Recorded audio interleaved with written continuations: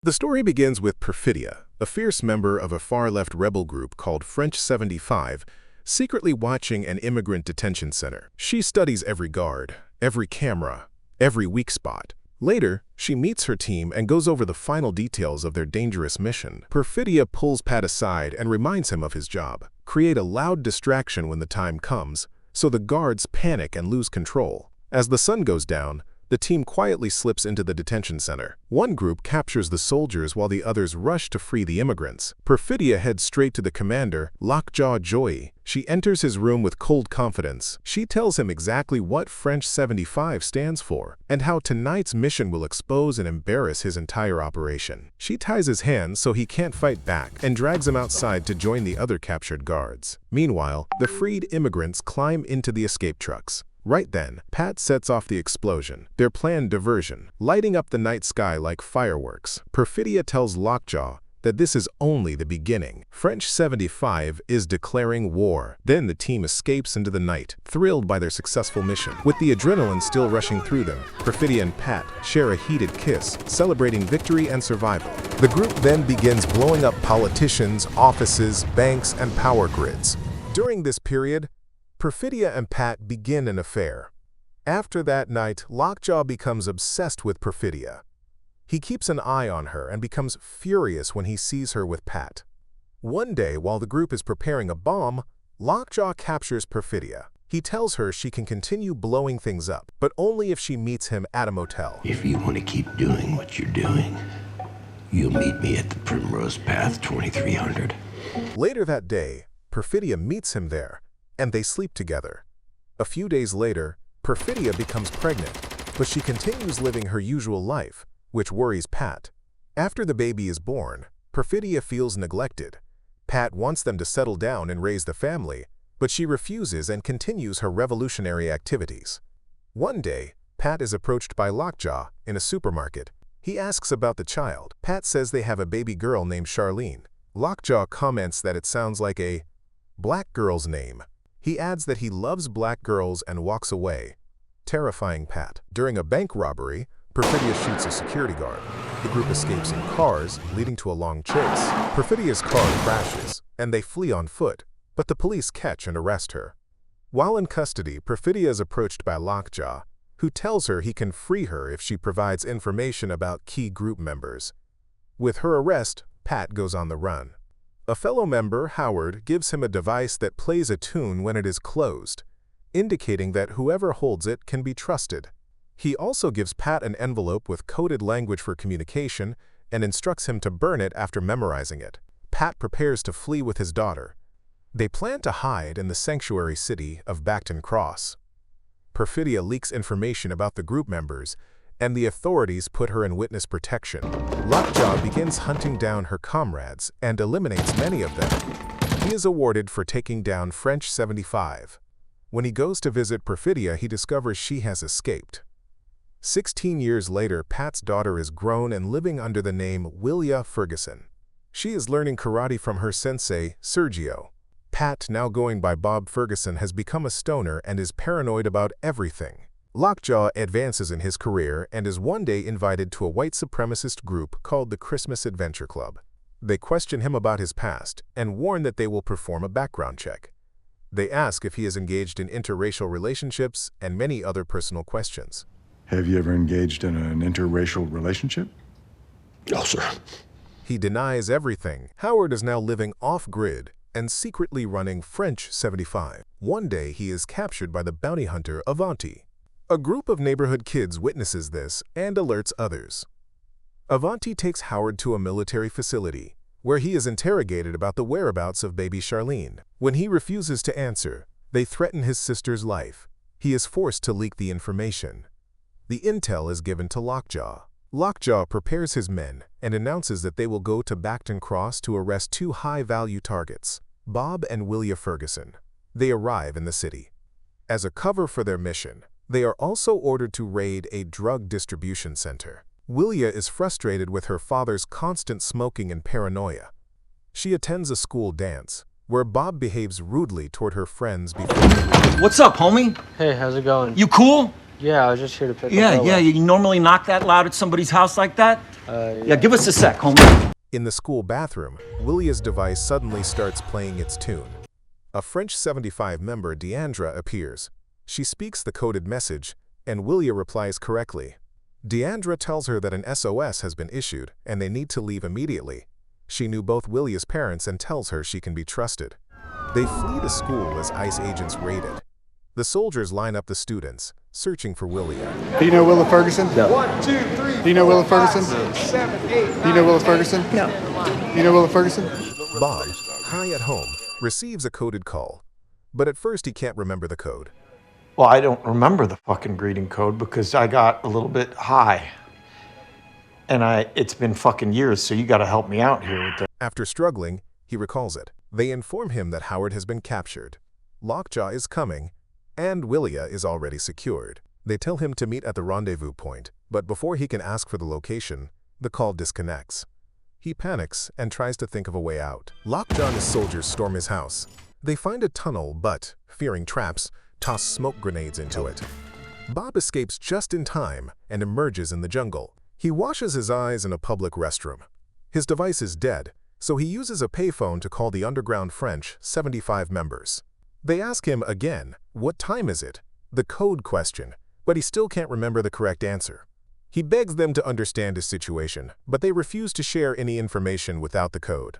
ICE raids spread throughout the town. Bob runs through the chaos and arrives at Sergio's office. He searches for a gun. Sergio, a leader of the city's undocumented community, tells him they must leave and that he will get him a weapon. In the car, Bob explains everything. Sergio asks why he doesn't call Willa, but Bob says she has no phone because it's too risky. Sergio reveals she secretly has one. Agents interrogate kids about Willa, but none of them know anything. A student insists she has no phone because her father wouldn't allow it. Deandra asks Willa if she knows about Lockjaw. Willa says yes. Her father told her he killed her mother. The city descends into chaos as locals protest against ICE. A group of skaters approaches Sergio's car, and he gives them instructions. He takes Bob to his shop to look for a charger. Meanwhile, he coordinates the underground escape of undocumented families through a hidden tunnel. Bob finally charges his phone and calls French 75 again. They repeat the same question. What time is it? He argues with them in frustration. Sergio prepares the escape route. ICE agents knock on the shop door, but a kid notices and runs. The agents break in. Desperate, Bob uses a code he remembers to reach the supervisor. The supervisor recognizes him and asks a personal question, which Bob answers correctly. The supervisor tells him the rendezvous point. Hey, rendezvous is Sisters of the Brave Beaver. Tell them how to get there. Apologize. Mean it. Bob demands to know the answer to the code question. The supervisor reveals, Time doesn't exist, yet it controls us anyway. Bob is furious. Sergio tells him they must leave immediately. He assigns students to escort Bob to safety and gives him a gun. Bob panics, but Sergio urges him to be brave. Sergio and the others escape through the tunnel. The students take Bob to the rooftop. At the school, agents finally pressure a student into revealing Willa's secret phone. In the car, Willa's phone starts ringing. Deandra becomes angry, tells her to hand over the phone, and throws it away. Lockjaw is notified of the phone's last location. The students run with Bob across the rooftop, but when Bob jumps, he falls. He tries to escape, but police tase him, mistaking him for a protester. The students inform Sergio that Bob has been captured, but fortunately they still have his gun. Deandra and Willa arrive at the Sisters of Brave Beaver's location. Deandra tells the nuns she is Perfidia's daughter and is seeking protection for Willa. The leader, Rael, is surprised to see her. She reveals that Willa's mother was a rat, meaning she betrayed the group, so the nuns will keep a close watch on Willa. A nun leads Willa to her room. Deandra and Relay talk and reminisce about their past. Meanwhile, Tim Smith, a member of the Christmas Adventure Club, meets with other members. Vorel tells him they have a problem and need his help. They recently decided to add Lockjaw as a member. Another member, Bill, reveals they discovered information suggesting Lockjaw has a child with a black woman. This comes from a classified file where French 75 member Jungle Pacey reported the story to an officer 15 years ago. Jungle Pacey is dead, so they cannot confirm. Recently, Lockjaw hired a bounty hunter to locate ex-French 75 member Howard, who helps immigrants cross the border and find work in a sanctuary city. Lockjaw has already taken his task force to the city and raided a chicken farm suspected of illegal activity. The farm's owner is one of their own members, and he wants his worker back. Lockjaw also raided the local ICE office, throwing the whole city into chaos. Tim realizes Lockjaw is searching for his half-breed child. They show him Perfidia's file, explaining that Lockjaw was the officer who arrested her. She entered witness protection and later fled. She is now believed to be in Cuba or Algeria. Roy, their leader, tells Tim he must clean up the situation. Tim understands and leaves. Willa trains with the nuns. She is angry after learning her mother was a rat. She asks Deandra if it's true, and Deandra confirms it. Bob is in police custody pretending to be a junkie. They take him for screening. He gives them a fake name. A nurse checks him, then suddenly calls him Bob and asks if he's diabetic and has taken insulin. Bob catches on and says no. The nurse tells the officer he must be taken to the ER. At the hospital, another nurse approaches Bob, frees him, and tells him which exit to take. After she leaves, Bob escapes. Outside, he finds Sergio waiting. Sergio tells him they must go to the Sisters of Brave Beaver. Lockjaw interrogates a man at a roadside shop. The man says he saw a van heading toward the hills with a black girl. Lockjaw asks what's in the hills. The man says a group of nuns live there and grow weed. Lockjaw finds this absurd. Deandra and Willa are sitting together when they hear a noise. Deandra goes to check. Suddenly, agents burst in and arrest Willa. They bring her to Lockjaw, and she sees the nuns being detained. He tells her to come closer and examines her. He puts her in a chair, pulls out a DNA testing kit, swabs her mouth, and then swabs himself. He prepares the test and tells her, if the results don't match, she can go. If they do, they have a problem. While waiting, he asks her age and whether she has a boyfriend, but she refuses to answer. In another room, an agent interrogates Deandra about Pat's location, but she says she doesn't know. Willa asks Lockjaw if he forced her mother or loved her. Lockjaw asks whether she believes he is her father. She says it doesn't matter. She already has a father, and it's not him. He grabs her and tells her she should wear more makeup to look presentable. They argue, and he calls her a, quote, a smart mouth. Just like her mother, the test result appears a straight line, indicating a positive match. Lockjaw gathers everything and prepares to leave. Bob and Sergio drive toward the hills when a cop follows them and orders them to stop. Sergio tells Bob to jump from the car. Bob hesitates, then falls out. He hides as the police car passes, then hotwires another car and drives toward the hills. He takes an elevated position to watch the area from a distance. Lockjaw drags Willa toward a car. She tries to escape, but he forces her in. Bob aims with a sniper rifle and sees Lockjaw pushing Willa into the car. He fires but misses. Lockjaw gets inside and drives off. The soldiers return fire toward Bob's location. He dodges the bullets, gets back in his car, and chases after Lockjaw. In the car, Lockjaw calls Willa's mother a beautiful witch.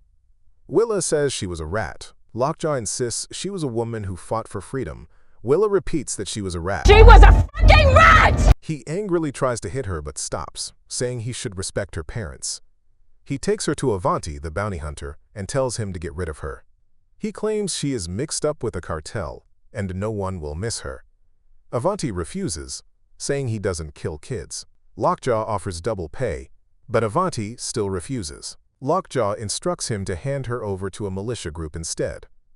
Avanti agrees, drags her out, and forces her into his car. Bob loses sight of the car and asks locals for directions. They point him the right way. Sergio is captured by cops while pretending to be drunk. When they ask what he threw from the car, he claims it was trash. Willa tries to break down the door of the room she's locked in. Avanti asks if anyone will come for her. She says yes, and when they find her, they're going to mess him up. Lockjaw is driving when another car approaches. The driver signals him to roll down the window.